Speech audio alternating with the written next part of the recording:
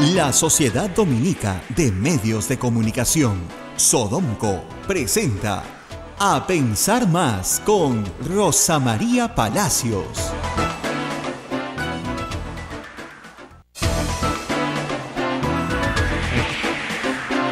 En punto de la mañana, 8 de la mañana, señoras y señores, muy buenos días. Bienvenidos a Pensar Más con Rosa María Palacios a través de las emisoras de la Sociedad Dominica de Medios de Comunicación. Saludamos a Lima a través de Radio Santa Rosa, Chimbote, Radio Santo Domingo, Arequipa, Radio San Martín, Cusco, Radio Veritas, Ucayali, Radio Cepagua, La Convención, Radio Quillabamba, Puerto Maldonado a través de Radio Madre de Dios, Huánuco, estas son emisoras dominicas, ahora emisoras amigas, Huánuco, Radio Huánuco, Ayacucho, Radio La Voz de Ayacucho, Puno, Radio Pública, Ancash, Radio Moro, Huancayo, Radio Cumbre, Satipo, Radio Milenio y Aemetao en todo el Perú. También nos pueden escuchar por en el teléfono celular y también en la página web de Radio Santa Rosa. Hoy saludamos a la provincia constitucional del Callao que está celebrando su aniversario. Rosa María, bienvenida a una nueva semana informativa. Muy buenos días a todos en todo el Perú, muy buenos días especialmente a nuestros amigos en el Callao que han realmente sufrido mucho los embates de la corrupción. Un cariño especial también porque este fin de semana falleció el monseñor Miguel Irizar, obispo emérito del Callao, a los 83 años, pero un sacerdote que hizo mucha obra con los pasionistas, sí, en la iglesia de la Virgen del Pilar en San Isidro y también en la selva peruana, donde ellos tenían misiones. Y fue una persona a la que yo traté y conocí, siempre haciendo el bien y acercando a las personas a Dios. Tenía una voz muy, muy hermosa, cantaba. Sí.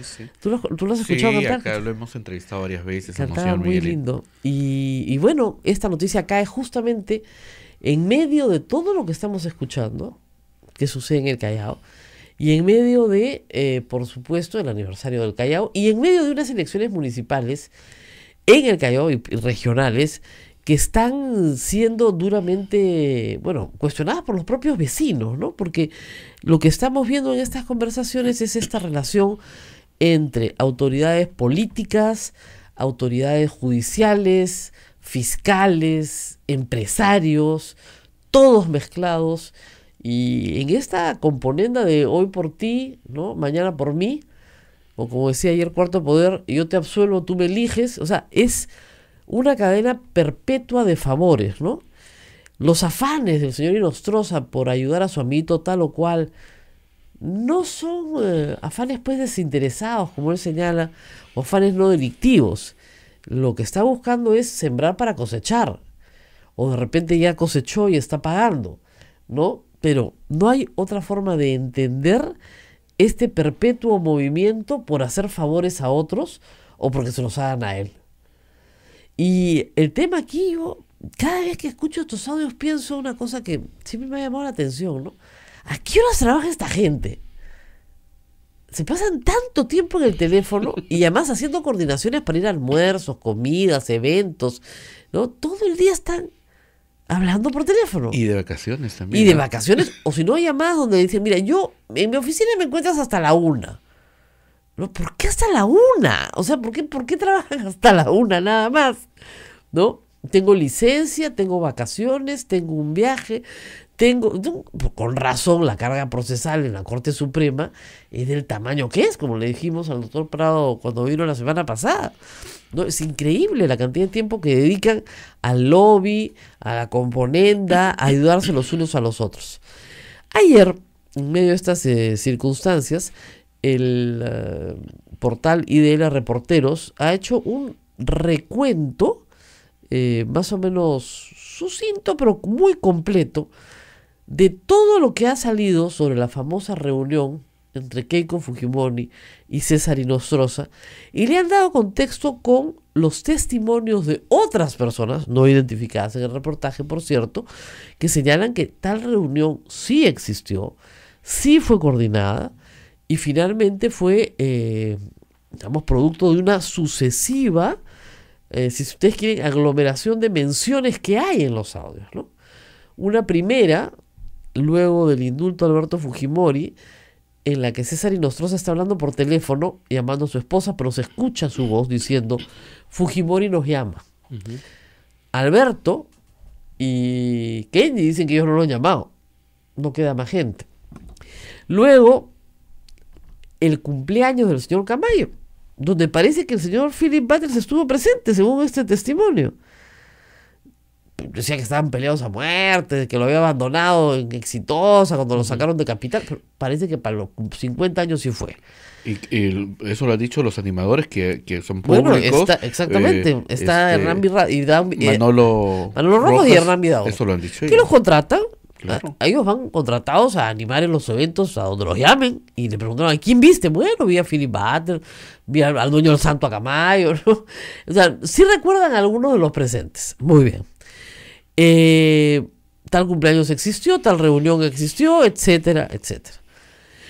Y otros testigos que no están indicados en esta historia han señalado que efectivamente cuando Camayo, después del cumpleaños, ¿no es cierto?, le dice a Inostroza, te van a buscar, te está buscando, así, genérico nomás, como dice nuestro... Genérico. Genérico nomás. Es la Me palabra encanta. clave. Sin nombres propios, genérico nomás. La señora acá, pues la fuerza número 1, ¿no?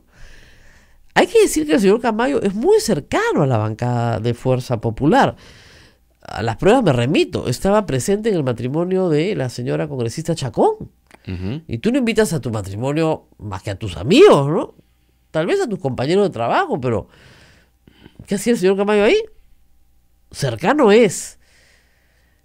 Que ha tenido reuniones el señor Becerril con miembros del Consejo Nacional de la Magistratura, está aprobado en los testimonios.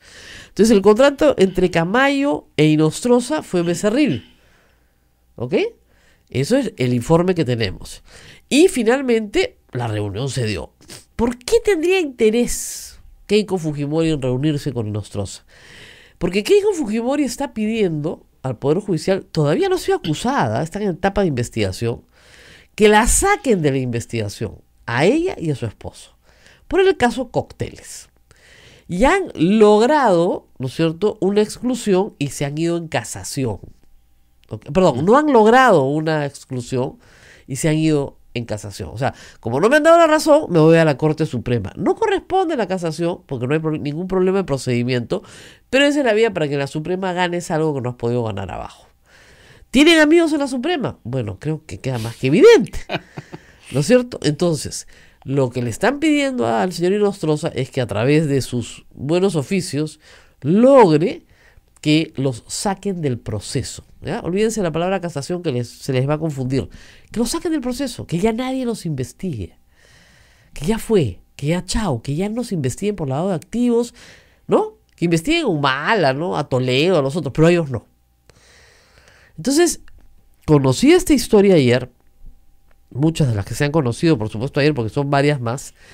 Keiko Fujimori ha tenido una Keiko pataleta y un arrebato, pero de cólera. Bueno, una más de las tantas que ya trascienden, ¿no? Claro, pero, a ver, esta es buena porque está muy mal escrita. ¿Ya? Entonces, Ella ha contestado por tweets. y es por eso muy importante comentarlos, porque Keiko Fujimori, a pesar de ser considerada la persona más poderosa del Perú, de tener la bancada más grande en el Congreso, de haber ejercido el poder de una manera absolutamente arbitraria en algunos casos, es una persona que no da entrevistas, que no sale a dar ni siquiera conferencias de prensa, no da respuestas espontáneas, vamos, da respuestas muy estudiadas. Les aseguro que tiene un equipo de prensa que trabaja con ella, un equipo de comunicación. Entonces, estos tweets no son casuales. El problema es que están tan mal escritos que denota, ¿cómo les explico?, cierto problema ya de comunicación un poquito más serio, ¿no? A ver, ¿qué dice? ¿Cuál es el primer tweet?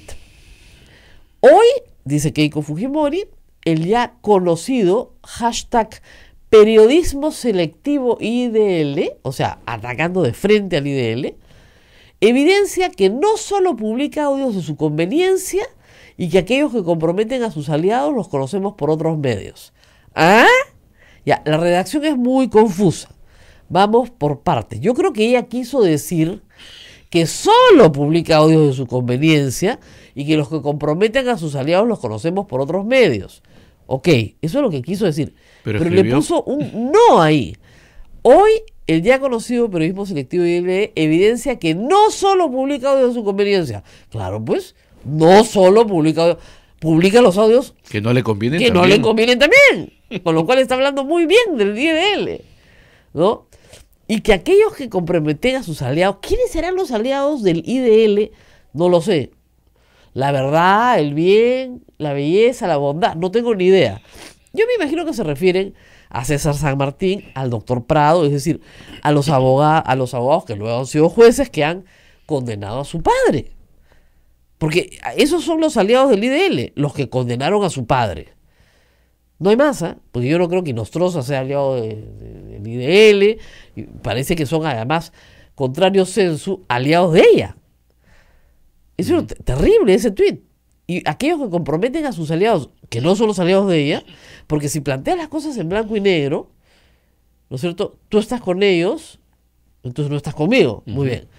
Entonces se refiere pues al doctor San Martín, se refiere al doctor Prado Saldaria, que es el que desarrolló la teoría de la autoría inmediata.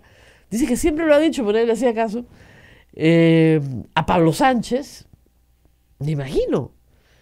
Porque esos son... A ver, veamos. Hay un audio de San Martín pidiendo por la interdicción civil de su hermana. ¿Ok? No hay ningún audio que yo recuerde de Pablo Sánchez. Hay un empleo al hijo de Pablo Sánchez. Sí, bueno. Que no es ilegal, ¿ah? Ojo. Que no es ilegal, pero en fin, hay una confusión en otro canal, pero en fin. Pero acá no hay más que eso, ¿no? Pero sí, hay 3 tweets. ¿El primer tweet crees que lo escribió ella? Yo creo que sí. De rabia se confundió. Se confundió. Yo creo que no deberían darle la clave de la cuenta en Twitter. ¿Verdad? Claro, pues porque si tú dices evidencia que no solo publica audios de su conveniencia, entonces quiere decir que publica audios de su inconveniencia. Ay, la redacción. Luego dice Keiko Fujimori ahora además practica un periodismo, entre comillas, muy sucio y bajo, cuando firma en un tuit que sostuvo reunión en mi domicilio con el doctor Inostroza. Doctora, no es con Inostroza, no, el doctor Inostroza, tratado con el debido respeto. ¿No? ¿Quién se hacía llamar doctor? ¿Se acuerdan? El doc. Bueno, hashtag IDL miente. IDL miente. A ver, vamos por partes. Calificar quién hace un buen periodismo y un mal periodismo le corresponde a cualquier ciudadano, ¿no? Cualquiera lo puede hacer. Pero digamos que Keiko Fujimori tiene algunos problemas de herencia, ¿no? Porque si hemos visto mal periodismo, lo vimos cuando su papá estaba en el poder y compraron la línea de todos los canales de televisión, más crearon una división llamada Prensa Chicha dentro del CIN. Entonces, periodismo bajo y sucio lo hemos conocido muy bien cuando el fujimorismo estaba en el poder. Muy bien. Ahora, dice que no sostuvo una reunión en su domicilio con el doctor Inostroza, pero no nos dice que de repente sostuvo una reunión con el doctor Inostroza en otro lugar, en el domicilio de Camayo o en el domicilio de Becerril. ¿Por qué no? En mi domicilio no, ¿ah? Ya pues, y en el de un tercero, obviamente el de Becerril sería un poco complicado. Becerril tiene su seguridad, pues, ¿no? Esos hablan, ¿no? Pero en el de Camayo, tan cercano a Cecilia Chacón, tan amigo de Cecilia Chacón que lo invita a su matrimonio, ¿no sería raro o no? ¿O no? El tema no es dónde, el tema es que la reunión existió. Y eso no queda muy desmentido de los tweets. Y finalmente, reitera, es falso que el doctor, de nuevo el doctor Inostroza o algún juez me haya visitado en mi domicilio. Nada más. Cuyo domicilio, además, dicho sea de paso, durante años fue la casa de su tía, que está requerida por la justicia, pero en fin. Es falso que yo haya solicitado al señor Camayo o al congresista Becerril que coordine una reunión. No tiene que ser ella. Puede haber sido Pierre Figari, Ana Vega, Mark Vito, Klimper, el que sea puede haber sido. Nadie ha dicho que tiene que ser ella. Y hashtag basta de mentiras. Estamos de acuerdo con ese hashtag. Ese sí, 100%, basta de mentiras. Hashtag hagan periodismo de verdad. Bueno, parece que la señora Keiko Fujimori quiere hacer periodismo, ¿no? Parece. Hasta ahora sus intrusiones en el periodismo han sido, por ejemplo, apoyar la ley Mulder, muy interesante, y otra serie de abusos contra el periodismo que podríamos mencionar. No dar declaraciones, o sea, solamente da una entrevista al año, más o menos, previamente coordinada. Este año, por ejemplo, la única entrevista que dio fue a Beto Ortiz, cuando su hermano la tenía agarrada al cuello. Punto. Y por supuesto, nunca contesta lo que se le pregunta. Evade siempre respuestas directas. Nunca contesta lo que tú te fijas en la entrevista, lo que se le pregunta no contesta. Entonces, primero, problemas severos de redacción que favorecen al IDL, porque no solo publica audios de su conveniencia, lo que nos quedó clarísimo. Y segundo, esto no aclara nada. Abre otras preguntas. Error, ¿no? Error de comunicación. 8:18, vamos a la pausa y regresamos y vamos a hablar justamente de ética y comunicación. Me hizo yo acordar de, no sé si viste un meme donde le dice Keiko Fujimori que borre a Héctor Becerril. Había una placa que decía bancada. K con K. Bancada. Claro. Y por el motivo de la señora K dice, borra la K. Y ponen una Q. No. Borraron la palabra, la K, la letra K y la A. Y quedaba banda. ¡Ay, Dios! Ese pobre Becerril no obedece bien las instrucciones. Pero que está probado, reitero, que Becerril tenía una relación directa en el Consejo Nacional de la Magistratura, está probado.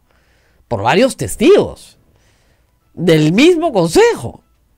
Y por la declaración del propio Aguila. O sea, no hay duda de eso.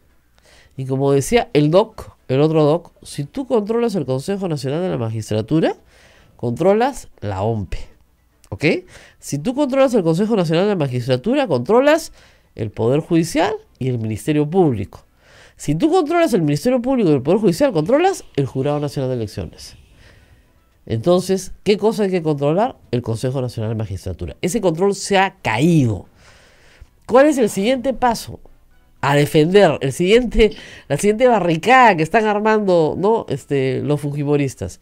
La barricada delante del fiscal Chávarri. O sea, no lo quieren dejar caer por nada, pero por nada, porque cae Chávarri, cae Tomás Aladino, que anoche, gracias a Daniel Llovero, nos hemos enterado que es un comepollo. Pucha, que pedía almuerzos en Cajamarca para 600 personas, ¿no? Las boletas eran de 3.000 soles. Oye, pero qué rico comía. Dice que él de su plata ha puesto 30.000 soles. Que le debe el Ministerio Público 30.000 soles. Imagínate, hace 2 años. Es un hombre muy generoso. Dice que todavía está a tiempo de cobrar, ¿ya? Pero que no ha cobrado. Y que Diosito está de su lado. Ya cuando mencionan a Diosito, a uno se le escarapela la piel. En fin. Vamos a conversar. Vamos a la pausa. Sobre el señor Chávarri en el próximo segmento. Eso. Sodomco, Sociedad Dominica de Medios de Comunicación. 8 de la mañana con 21 minutos, 8:21, ya estamos nuevamente con A Pensar Más con Rosa María Palacio a través de la Sociedad Dominica de Medios de Comunicación. Rosa María, nuestros oyentes se están preguntando que comentes algo del fiscal Chávarri y la relación con el fiscal Tomás. Ay, Tomás. Ay, Tomás. Ay, Tomás. Ver para creer, ¿no? Bueno, lo que sucede, anoche nos hemos enterado en un reportaje de Daniel Llovera, como ustedes saben, Daniel nos ayuda mucho a veces acá a esclarecer las cosas.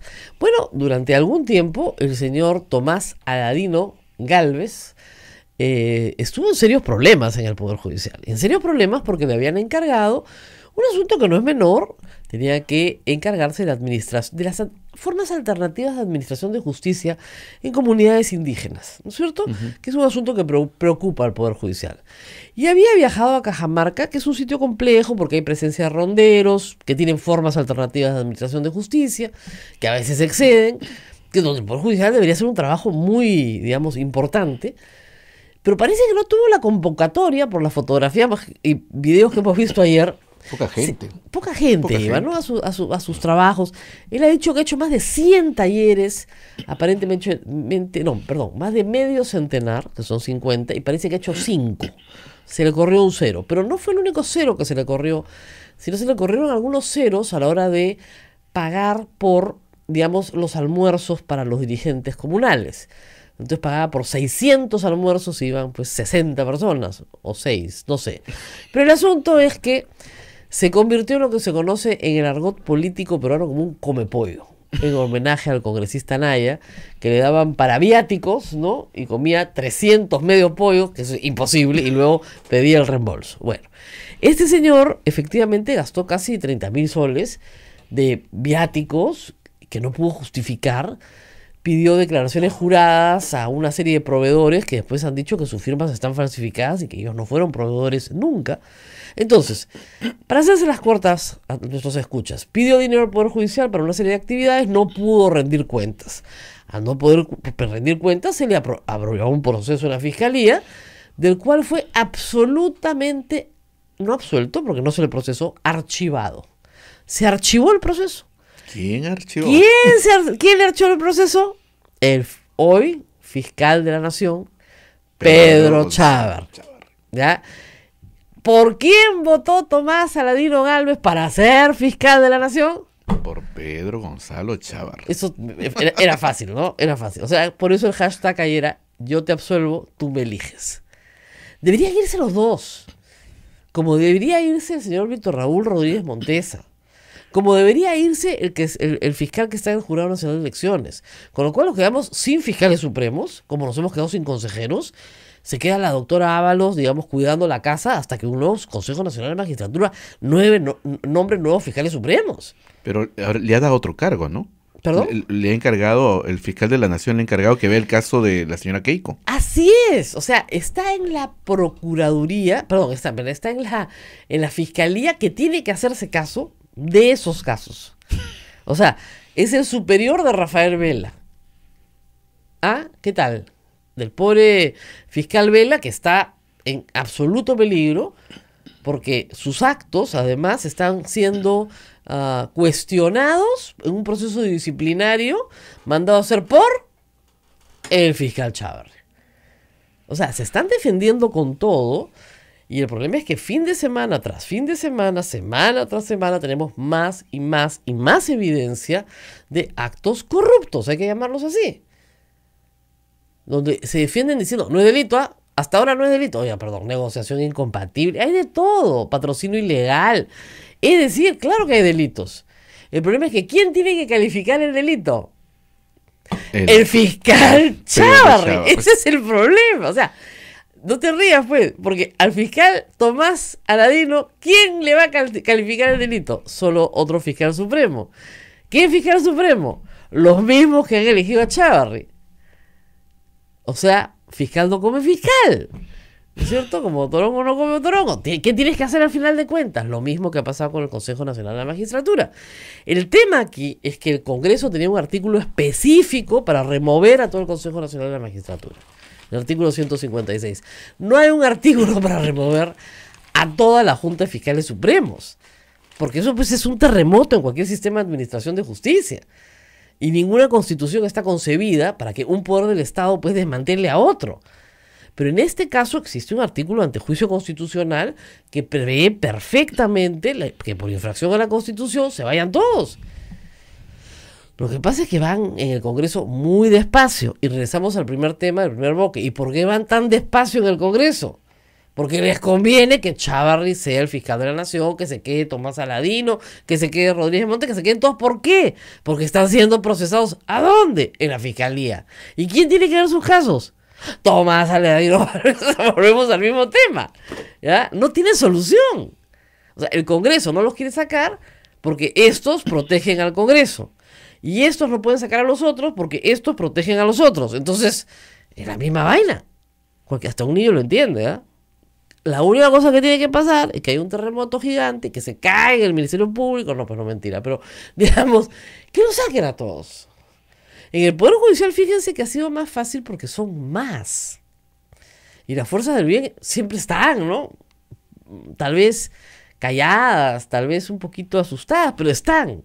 Entonces ya renunció el presidente del Poder Judicial, nombraron a otro presidente inmediatamente. En cambio, la Fiscalía de la Nación no quieren que se haga.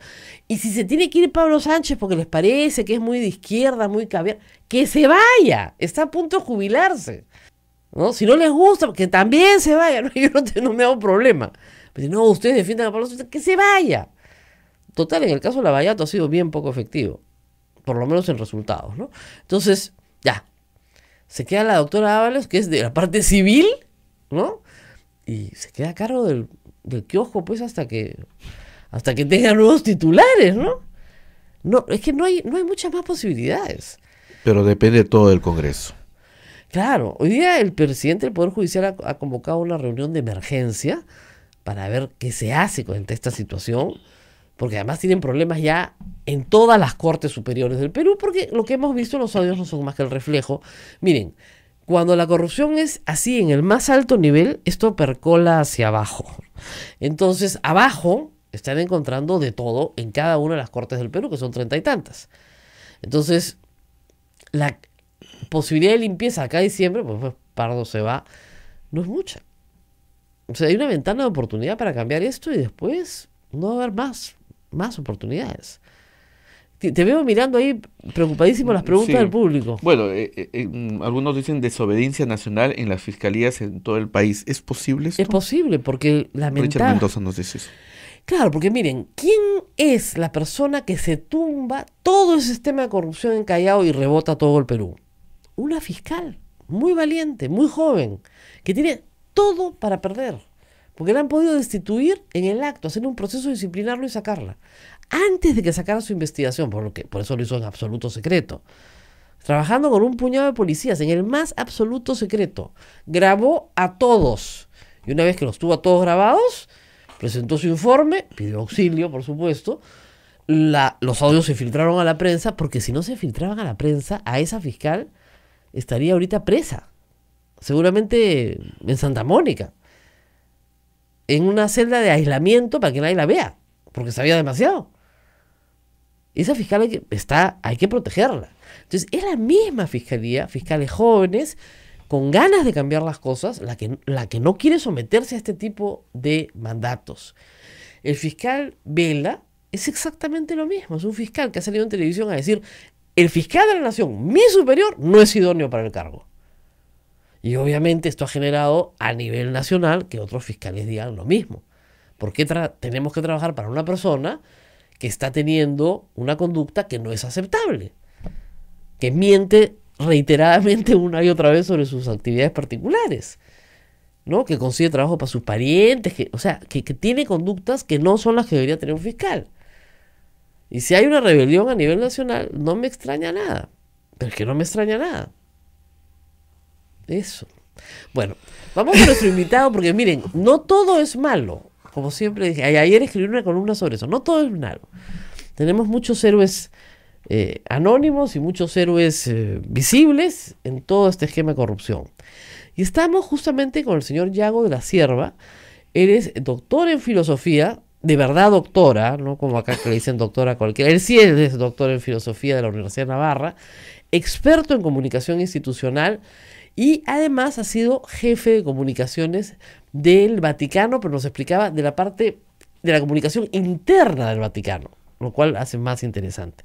Y vamos a hablar justamente de la reputación de las instituciones públicas, y me imagino que de las personas también, y de cómo manejar mejor las comunicaciones de las instituciones públicas. Gracias, doctor, por estar con nosotros. Estoy encantado de estar aquí con ustedes esta mañana. ¿Hace cuánto tiempo está en Lima? Llegué el sábado y estoy muy contento de haber adelantado, porque me han dicho que el domingo hubo un lío enorme en el aeropuerto. Sí. Sí. No, llegué el sábado. Felizmente llegó el sábado. Si ayer el aeropuerto ha sido un caos, bueno, felizmente no pasó nada serio, pero sí fue un caos. Y vamos a hablar de una cosa que a veces no se entiende bien en materia de comunicación. Para comunicar hay que decir la verdad. ¿Este es un principio básico? Es un principio absolutamente básico. Sobre todo teniendo en cuenta, como estamos viendo ahora en la situación, todo esto que han estado contando, que la verdad ya no tiene freno, ya no hay verdades que se puedan mantener en secreto, que hay audios, que hay videos, que hay filtraciones, que hay cuadernos, como está pasando en Argentina. Divertidísimo. Y, o sea, la verdad va a salir a flote. Y por lo tanto, las organizaciones, tanto públicas como privadas, o cuentan ellas la verdad, o alguien se la va a contar, y el resultado final es muchísimo peor.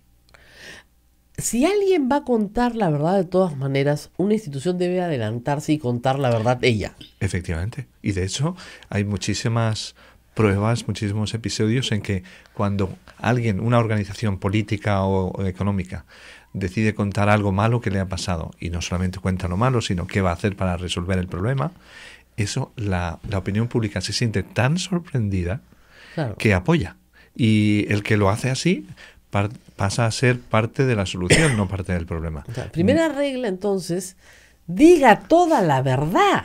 Diga toda la verdad cuanto antes. Cuanto antes. Cuanto antes. Esto es como una tirita, una banda de estas, digamos, uno puede empezar a quitársela poco a poco, tirando pelo a pelo. Duele mucho más, dele un golpe, quítesela entera. Y verá cómo a partir de ese momento puede empezar a reconstruir la marca, a reconstruir la reputación, poner solución al problema que se ha descubierto. Si no se cuenta la verdad, es imposible arreglarlo. Bueno, hay marcas destruidas por no hacer eso, ¿no? Totalmente. Completamente destruidas. Y hay marcas destruidas y marcas que, a pesar de haber hecho una cosa muy gorda, se han recuperado y están funcionando perfectamente. Porque no han perdido, han hecho algo malo o han tenido un error grave, pero no lo han cubierto. Muchas veces nos olvidamos de que el juicio sobre algo malo que ha pasado para una organización es mucho más duro al enjuiciar la reacción que a lo que ha pasado. Se cae un avión, la gente se enfada no porque se haya caído un avión, sino porque hemos intentado ocultar las causas, pero lo lógico parece que sería que se enfadaran porque se ha caído el avión. Y dice, no, es que los errores a veces son inevitables, pero lo que es siempre evitable es cubrir los hechos, mentir, engañar, intentar evadir responsabilidades. La evasión de responsabilidades. Yo creo que es herencia española, porque es culpa nuestra, lo sé. Todo acá es culpa de la conquista. Pero hay una tendencia, una psicóloga a veces me decía hace muchos años que la gente tiende a decir, la primera acción es yo no fui. Sí. Es que probablemente les han pegado mucho de niños, entonces hay un reflejo condicionado a que yo no fui para que no me peguen. Pero el yo no fui es la primera respuesta, como que en automático. Bueno, hay una respuesta peor, ha sido fulano, o sea, es echarle la culpa a otro. Claro. Pero sí, el yo no fui, yo creo que es una muestra de falta de liderazgo. O sea, cuando alguien no asume la responsabilidad y dice yo no fui, aunque él sepa, él o ella sabe perfectamente que sí que ha sido, claro, pues tenemos un problema de liderazgo, y que esa mentira de yo no fui no es la primera que ha hecho. Ha habido muchas antes. Por lo tanto, cuando sale algo gordo, pues se recogen los frutos de lo que se ha hecho mal en el pasado. Ese es un tema bien gordo, justamente para un tema de iglesia, que es el tema de los escándalos sexuales, ¿no? Efectivamente. Yo no fui, hasta que resulta que sí fuiste, y si hubieran salido el primer día y decir, sí, ha sido así, hicimos esto, vamos a hacer lo otro, se hubiera ahorrado mucha... Sí, ahí... si esta entrevista, si este rato de conversación hubiera sido hace un mes, yo hubiera dicho, bueno, la Iglesia Católica ya ha arreglado el problema, ahora hay unas nuevas normas, se están viviendo, etcétera, y de repente sale lo del caso del cardenal McCarrick en Estados Unidos y también de Filadelfia y otros casos más, y entonces te das cuenta que todavía no, es como si hubiéramos arreglado el problema de abajo, o sea, de abusos cometidos por sacerdotes y por laicos, y de repente descubrimos que a los obispos, a algunos obispos se les ha perdonado, se les ha hecho la vista gorda, y entonces volver a empezar. Y lógicamente la gente se cansa. Claro. Llegamos a un momento de falta de esperanza y como de ganas de tirarlo. Yo creo que no hay que tirarlo porque tenemos al Papa Francisco que está absolutamente decidido a llegar hasta el fondo. Y lo va a hacer. Pero hubiera sido mucho más fácil, ¿no? Como dices, empezar diciendo, ha pasado esto, hemos hecho esto, a partir de ahora vamos a cambiar, vamos a hacer esto y vamos a ser inflexibles. Porque lo que pasa con la reputación es trabajar siempre para largo plazo. Y las mentiras son para el corto plazo, para no pasarlo mal ahora, Claro. pero lo pasas peor después. Y la Iglesia es una institución milenaria y por lo tanto tiene que resolver las cosas pensando en los que vienen después. Así es. Pausa y volvemos. Nos están escuchando en todo el Perú. No, justamente lo que ha dicho el doctor, esta mañana escribió el Papa Francisco una carta, ¿no? Y bien fuerte, y bien larga, y entre los que le ha dicho, pues es que el dolor de uno repercute a todos, ¿no? Y es el dolor de todos, y que los delitos sexuales no prescriben. Para la Iglesia. Para la Iglesia. Me parece estupendo. Sí. Así que vamos a la pausa y seguimos hablando de cómo superar crisis de confianza, de reputación en las instituciones públicas y privadas, además, y cómo deben manejarse las comunicaciones. ¿Qué le diría al Congreso el doctor?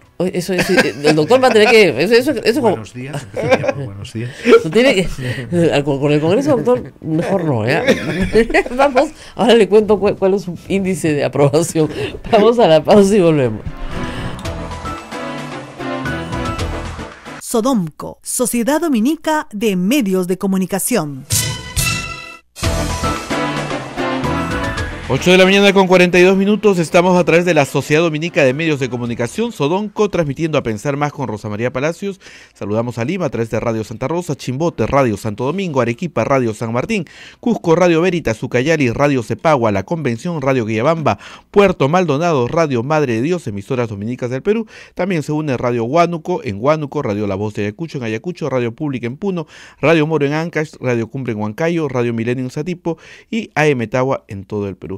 Rosa María, los chalacos quieren una buena noticia. Preguntan si se pueden anular las elecciones en el Callao, dado que los vínculos del Poder Judicial y el Jurado Nacional de Elecciones con la mafia chalaca que sigue postulando. No se pueden anular porque no se han dado. Señores, lo que no ha sucedido no es anulable. Están desesperados los amigos. Yo sé, pero digamos, miren, el poder está en sus manos. Tenemos elecciones regionales y municipales el 7 de octubre. Y ahí están los candidatos. Entonces, después no se me vengan a quejar. Abrimos las llamadas y se quejan. Yo siempre digo, yo no voté por Luis Castañeda. Ni muerta. ¿Ya? Pero y tú tampoco. Acá nadie votó por Luis Castañeda. Pero Luis Castañeda ganó con más del 50% de la votación. Y cuando lo preguntaron a la gente, y le preguntaron a la gente en una encuesta, ¿usted votaría por un alcalde que roba pero hace obra? Más del 50% de la ciudad dijo que sí. Entonces, no se quejen de que robe, porque ustedes sabían que roba pero hace obra. Ese es un lema tremendo. Me he equivocado, hace unos minutos he dicho el fiscal Vela y es el fiscal José Domingo Pérez. Sí. Mil disculpas, es lunes, empieza la semana, ¿ya? Y hoy día empiezan las clases en la universidad además, así que tengo la cabeza en todas partes. Pero bueno, regresamos con nuestro invitado. Estamos con el doctor Yago de la Cierva, filósofo y experto en reputación comunicacional. Y antes de la pausa le preguntábamos, ¿qué puede hacer el Congreso del Perú? Nada, rendirse. Yo creo que, vamos a ver, los temas de corrupción son temas a largo plazo y a veces lo que queremos es inmediatamente juzgar a los culpables. Y eso a veces es muy difícil. Yo suelo sugerir, sobre todo en instituciones públicas, empezar de cero ahora. Es decir, cuando se ponen en marcha reglamentaciones que exigen la transparencia completa, ya miraremos hacia atrás, pero por lo menos podemos mirar hacia adelante. Yo a veces tengo que dar cursos a políticos en España y me he completamente rendido ante los políticos mayores. Ya me dedico solo a políticos jóvenes, políticos que no tienen armarios llenos de cadáveres, de sobres, de coimas, muchos etcétera. Esqueletos. Empecemos a construir desde ahora, exigiendo transparencia desde ahora. Buen consejo. ¿Ah? Yo lo hubiera escuchado a usted.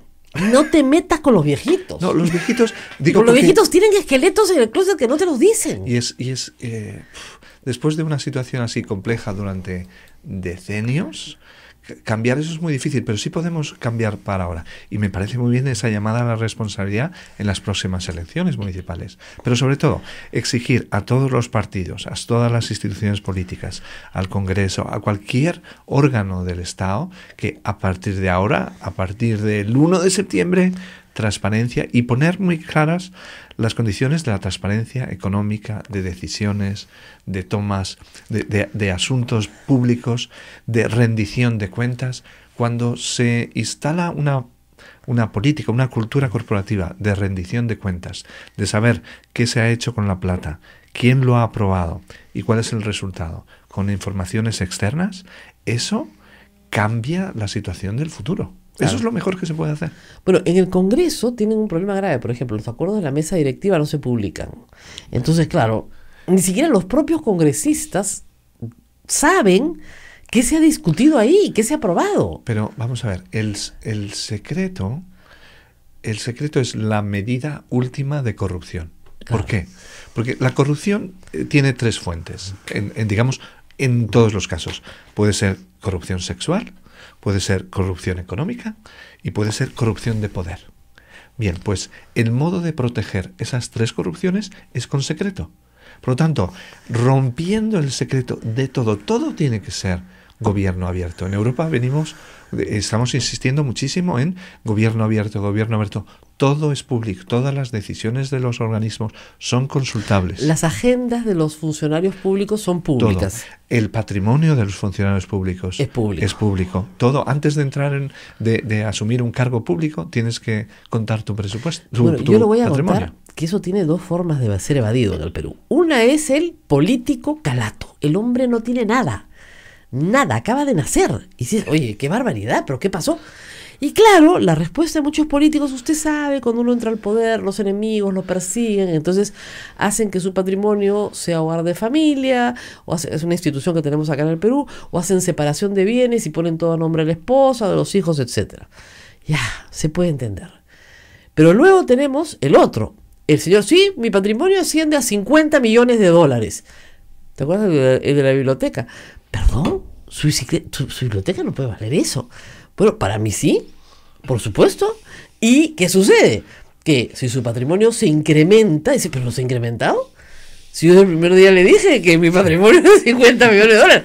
Es que es la locura. Acá haces una norma y ven cómo le sacan la vuelta. Pero yo creo que no hay que inventar la rueda con frecuencia, porque hay países que nos llevan la delantera en esto de transparencia. Acá todos nos llevan la delantera. Copiemos sistemas que han funcionado. Digamos, yo he venido a dar clases en la Universidad de Piura en la maestría de comunicación de las organizaciones, y en el fondo una de los elementos fundamentales que tenemos que poner en práctica son buenas prácticas que ya han funcionado en otros sitios. Las podemos un poco adaptar a nuestras necesidades, a nuestras circunstancias e incluso mejorarlas. Pero partamos de lo que han conquistado otros. Ahora, hay quienes dicen que estos sistemas de compliance que se están aplicando para empresas privadas son muy burocráticos. Hay que llenar muchos papeles, hay que hacer muchas verificaciones, hay que contratar auditores que vienen sobre los auditores. Es caro, burocrático y se hace muy lenta la toma de decisiones. En algunos casos, si no están bien implementadas, pueden ser caros. Tienen un coste. Sí. Pero ese coste normalmente suele ser el 5% del dinero que se va en corrupción. Por lo tanto, es una buenísima inversión. Es cierto que ponen algunas trabas a la hora de tomar decisiones, pero es que yo quiero que las decisiones tengan sus ritmos y me asegure por todos los medios que son las decisiones justas en las que han intervenido todas las personas que deberían asumir eso. Y por lo tanto, evidentemente impone a lo mejor contratar por desgracia, en España estamos destrozando el castellano. Ustedes lo hablan mucho mejor que nosotros, pero hablamos del compliance officer, el encargado del compliance, y esta persona, pues es un cargo nuevo. Bueno, a veces estamos buscando ampliar los puestos de trabajo, pues, pero tener una persona que dice, bueno, que nos asegura que las decisiones en organismos privados, y por tanto que también deberían ser en los públicos, nos asegura que todas las decisiones son legales, es una magnífica inversión.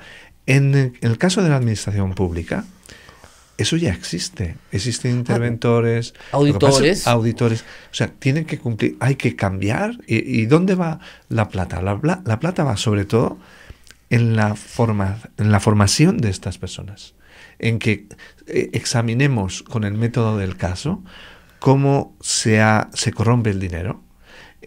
Puede ser un sistema muy burdo como el que hemos visto en Argentina, que es absolutamente, es como de primero de primaria. Pero es tan burdo que puede ser infalible, ¿eh?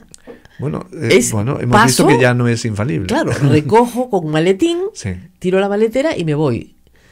Método del siglo XVI.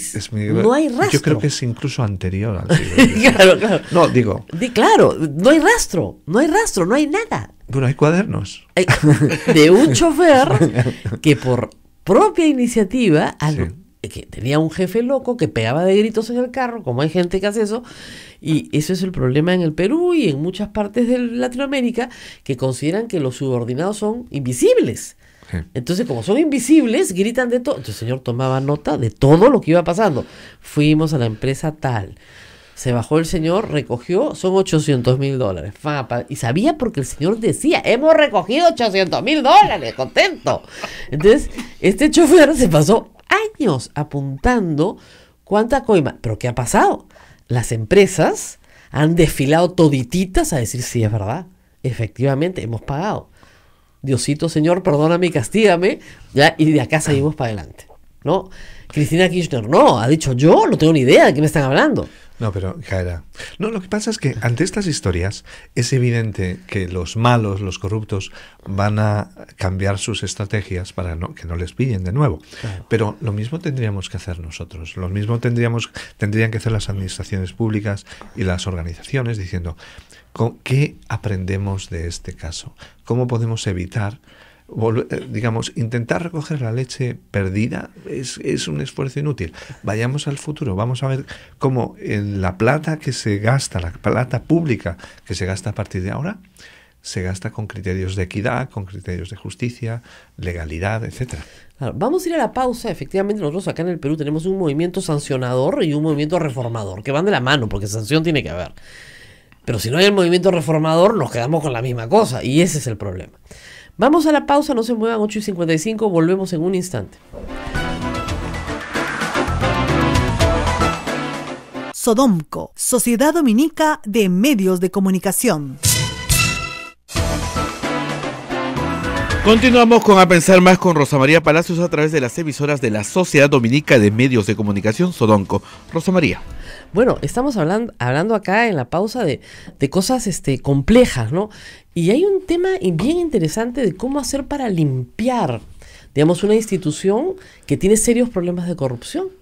Y acá nos decían, si creamos un canal para las víctimas y las protegemos, cosa que tiene el sistema penal peruano, cosa que tiene que tener la Iglesia Católica también, cualquier institución. Imaginen ustedes una institución privada donde el conserje sabe que el gerente general está robando. Obviamente la Junta General de Accionistas no lo sabe, ni el directorio lo sabe, pero el conserje lo sabe, porque el conserje sabe que todos los días se lleva tal o cual lo que fuera. Si ese conserje tiene la posibilidad de denunciarlo sin que haya ninguna represalia contra él, no habrá gerente que se atreva, porque el de abajo sabe que puede ser protegido. Sí, hay que asegurar ese canal y hay que asegurar que todas las acusaciones serán investigadas por un tercero, por nadie de la organización. En ese momento, existen canales para luchar contra la corrupción, sea la corrupción en un partido político, en una institución del Estado o en cualquier empresa. Así es. O en una organización como es la Iglesia Católica o en cualquier otra Una confesión universidad, religiosa. la que fuera. En una universidad, lo estamos viendo en universidades, como en cuanto se ponen los mecanismos para que cualquier alumno o alumna sea atacado o sea abusado por un profesor o una profesora, en esos momentos que haya una investigación, que se asegure eso, y entonces la gente sale. Muchas acusaciones no se hacen públicas porque las víctimas tienen miedo que, además de haber sido abusada, enseguida hay represalia. Entonces es peor todavía. Claro, y eso, por ejemplo, se está haciendo en la reforma propuesta al Poder Judicial. El sistema judicial peruano, su órgano de control era interno. Claro, pero las investigaciones internas y las comisiones de investigación internas no funcionan. No funcionan porque no son creíbles, porque están sometidas a poderes internos, a intereses internos. Las investigaciones tienen que ser siempre externas. Eso es lo que se va a hacer. El gran cambio ahora es que toda la investigación es externa. Pues es muy buena. Enhorabuena. Porque, digamos, hemos aprendido la experiencia que un órgano de control de la magistratura, manejado por magistrados, que se rotan entre los magistrados, además, que es rotativo entre los propios magistrados, no llega a nada. Pero estas cosas a mí me dan mucha pena, porque yo enseño en España en una escuela de dirección de empresas. Hay muchos libros sobre cómo luchar contra la corrupción. O sea, existen métodos. No solamente que estudian los casos, sino cuáles son la metodología adecuada, que es la que consigue. Acá se nombró una comisión para este tema judicial y en 12 días produjo todos los proyectos de ley. Porque vaya que había bibliografía y vaya que sabían que había. O sea, todos estos proyectos que han salido investigaciones externas, todo esto sale de una comisión que en 12 días tenía todo. Pues sí. Si ya lo saben. Pero si es fácil, entonces es cuestión de liderazgo. Es decir, si hay un problema, yo no conozco el Perú lo suficiente, pero si ustedes me dicen hay un problema muy grave en el Congreso, el problema es de liderazgo en el Congreso. Digamos, quien gobierna el Congreso tiene que tomar las decisiones, porque no está poniendo en peligro solo su partido, su gobierno, su legislatura, sino el futuro del país. Y el futuro del país es muy grave. Lo que estamos viendo en Europa, y espero que no sea un anuncio para que llegue a otros países, es un aumento del populismo que en el fondo no es otra cosa que es desconfiar de todos los partidos establecidos y crear organizaciones paralelas. Pero anárquicas. Anárquicas. Y por lo tanto, y eso es muchísimo peor. Claro, por lo no tiene tanto, ningún control. Exacto. Entonces, esto es como sucede con el cuerpo. A veces un miembro, una mano, un brazo está gangrenado. Es mucho más importante cortarlo que muera todo el cuerpo. Claro. Es doloroso cortar un brazo, pero es la única solución para seguir vivos. Claro. Acá en el Perú lo que tenemos es que efectivamente, se conoce, yo estoy seguro que en el Congreso va a haber mucha gente experta en cómo mejorar su reputación. El problema es el tema del liderazgo. ¿Por qué? Porque, hacer todo transparente, por ejemplo, tener un órgano de control externo, ser austeros de verdad, tener algunos valores que las personas comunes y corrientes piden, y con razón, implica hacer grandes sacrificios. Pero grandes sacrificios que pueden llevar al líder de la organización a la cárcel.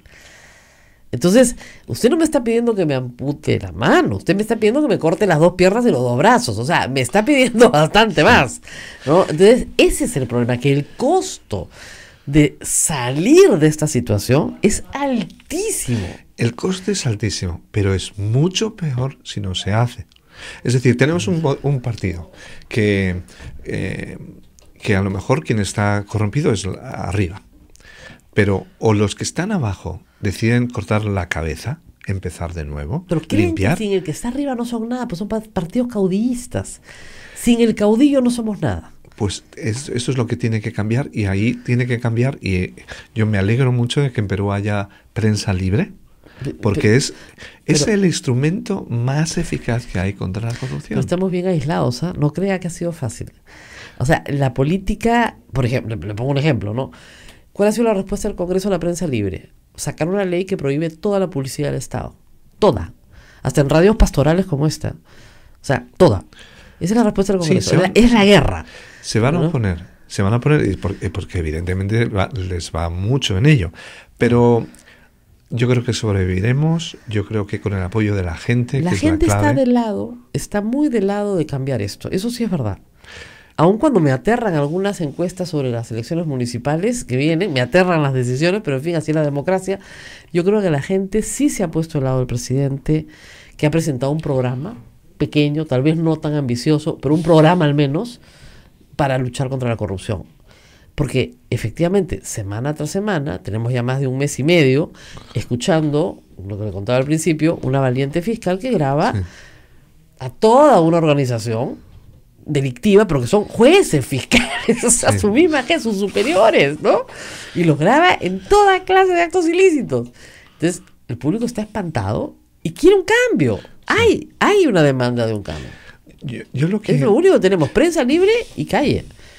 Sí, pero al mismo tiempo, cuando hay un problema de corrupción política, en el fondo es un problema social. Es decir, que hay muchas personas que no lo consideran demasiado grave. Y por lo tanto, un gobierno, un nuevo presidente, cuando tiene que cambiar las cosas, puede parecer un poco cínico por mi parte, pero la idea es, no puede luchar toda corrupción de golpe, porque es imposible, porque ningún cuerpo lo soporta. Entonces, la limpieza de la corrupción, la lucha contra la corrupción, las conquistas de transparencia, de rendición de cuentas, tienen que ser progresivas.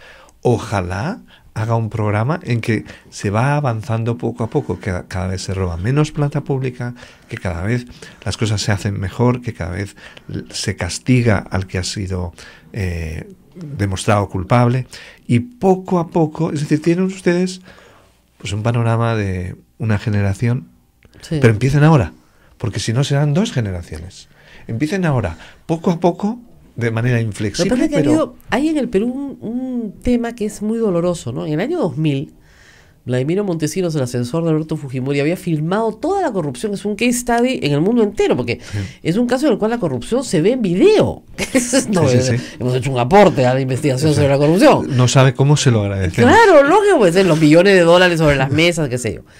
Después de eso, fue tal el terremoto social que uno pensó que se había vacunado, inmunizado contra todo. Y volvemos a lo mismo. Sí, hay que, bueno, es que vuelve, digamos, si no se sacan las raíces, la planta vuelve a crecer. Tenemos 2 procesos paralelos, y por supuesto y el de las constructoras brasileras, Sí. que ha sido también un terremoto para toda América Latina, donde desde el presidente Toledo, que fue el que sucedió a Fujimori, hasta hoy, digamos, hay coimas cobradas sucesivamente a lo largo de los años, reconocidas por la empresa, por lo menos por Odebrecht, y las otras todavía por reconocer. Entonces, tú dices, si salimos de eso para cambiar, ¿por qué no cambiamos? Bueno, pero yo les quiero decir una cosa que a lo mejor no han prestado atención, pero que vemos desde fuera. El hecho de que ustedes hayan procesado a los presidentes a partir de Fujimori, bueno, Fujimori incluido, aquí puede significar como un terremoto, qué mal estamos, etcétera. Pero en el fondo nos dice que es una nación que no tolera la corrupción, y aunque seas presidente, luego te vamos a juzgar. Esto no pasa en muchos países. Es verdad. Por lo tanto, Es verdad. yo creo que las raíces de la transparencia, del deseo de hacer el bien, de no rendirse ante la corrupción, existen en el Perú. Vayan sistemáticamente, poco a poco, pero sistemáticamente, y en una generación, por desgracia, no les puedo prometer que saldrá antes, pero en una generación el país puede ser otro. Bueno, ha sido un mensaje de esperanza. ¡Claro! ¡Por supuesto! Nos tenemos que despedir. Tenemos muchas preguntas. Yo sé, siempre se quedan las preguntas de la mañana, pero nos tenemos que despedir. Ha terminado el programa. Hay mucho por comentar, así que mañana nos reunimos de nuevo. ¿Dónde va a dictar conferencias? ¿Son conferencias abiertas al público? Hay algunas que son abiertas en público en el campus de Lima, de la Universidad de Piura. Tenemos una sesión para antiguos el miércoles. Y también otra para empresarios en el PAD el jueves. Uh-huh. Y encantado en ayudar. Yo vengo siempre feliz al Perú. Ah, qué Feliz, bueno. feliz. Qué bueno. Acá veo que lo atienden bien. Dice que sí, lo llevan a todas partes. Muy bien, así tiene que ser. Como decía ayer un venezolano que le preguntaban, ¿qué le llama a usted la atención del Perú? Mire, acá comen todo el día. Esa fue la respuesta. No solamente comen, pero comen muy bien. Comen muy bien y todo el día están comiendo. Bueno, muy bien. Muchísimas gracias al doctor en filosofía de la Universidad de Navarra, el doctor Yago de la Sierva, por estar con nosotros. Son consejos muy sencillos y muy prácticos, ¿no? Transparencia, no al secretismo, liderazgo, lo obvio, ¿no es cierto? Auditoría externa. Y bueno, podríamos ir mejorando en la capacidad de tener mejores instituciones y con mejor reputación que las que tenemos hoy. Gracias, doctor. Bien, antes de despedirnos, Rosa María, estamos a pocos días de celebrar la fiesta de Santa Rosa de Lima y tengo acá una revistita que hemos puesto a disposición de nuestros oyentes. Si gustan, la pueden adquirir aquí en las oficinas de Radio Santa Rosa. Es para niños.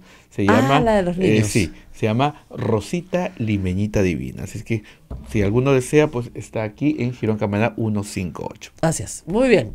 Nos vemos el día de mañana.